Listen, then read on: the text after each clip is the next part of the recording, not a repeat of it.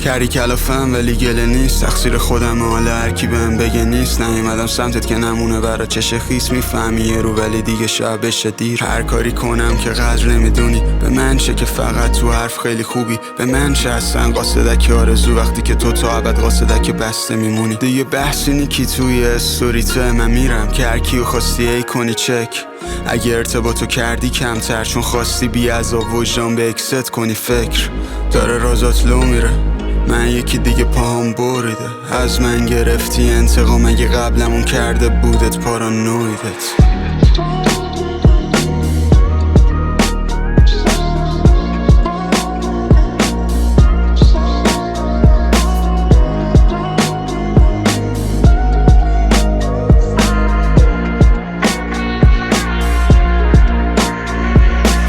همش حرفای تو فرضی و یعنی فکر میکنی تو هم به موقع مستی. زور زدم همش که تو بخندی با اینکه ندادی بهم تو زندگیت رول اصلی. من نمیکنم دیگه تراستی هیچ وقت، گذشت و هی شدن چش خیستر. اونجایی فهمیدم شدم تنها که حتی طرف تو رو میگرفت تراپیستم. تو هم میکردی ردرشی خط قرمز خودت رفتی از اینجا نرفت حسه که نمیخوام بازم بیای سمتم، چون دیگه در میرم از سرکی کت پرسنه.